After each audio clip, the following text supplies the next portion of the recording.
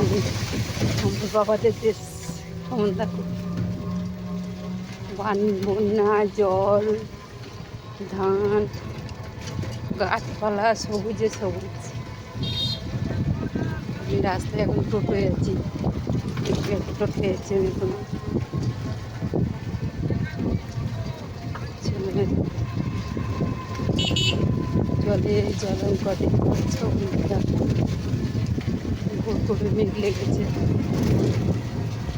সামনে রাস্তায়।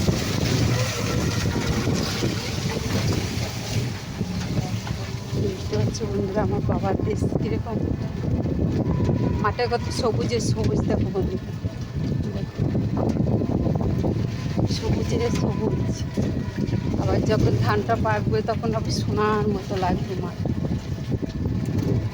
কত সুন্দর। আবার এদিকে দেখো কত সুন্দর, চারিদিকে এত বর্ধমান জেলা তো ওই জন্য ধানটা বেশি হয় এখানে। গাছপালা আছে দেখতে পাচ্ছ, কত সুন্দর ফাঁকা মাঠ দেখো। ভেবেছিলাম ভিডিও করে তোমাদের সামনে তুলবো, তাই আমি তোমাদের সামনে তুললাম। তো তোমাদের কেমন লাগছে জায়গাটা অবশ্যই বলবে। এটা হলো বর্ধমান জেলা। তো চারিদিকে এখন মেঘ লেগেছে,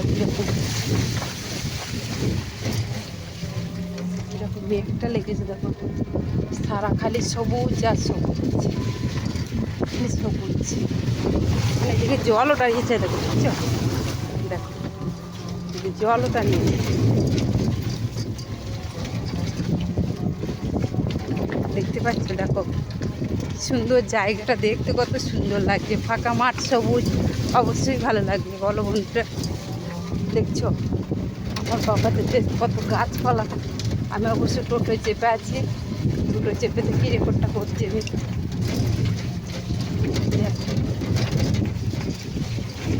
আর কত কলা বাগান দেখো,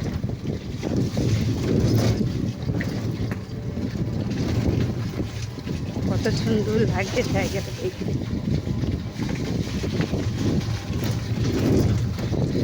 তোমাদের কেমন লাগছে বন্ধুরা অবশ্যই কমেন্ট করে কিন্তু জানাবে আমাকে।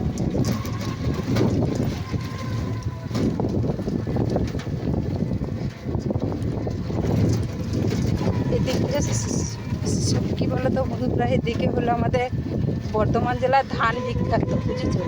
তো সে ধানের চাষটা এখানে বেশি হয়, ধানের চাষটা বেশি হয় দেখছো।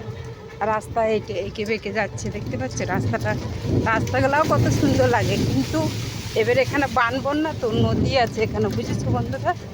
তো ওই দেখো বাঁধ আছে, ওইখানে বাঁধের উপিটে নদী আছে, তো নদী থেকে তখন বাঁধ ভাঙে, তখন তো এরকম রাস্তার এই কারণে এই অবস্থাটা হয়েছে। তো তোমাদের কেমন লাগলো জায়গাটা অবশ্যই কমেন্ট করে জানাবে। খুব সুন্দর দেখো, সাদা বক চড়ে দেখছো কি সুন্দর লাগছে। তো কেমন লাগলো অবশ্যই কমেন্ট করে জানাবে।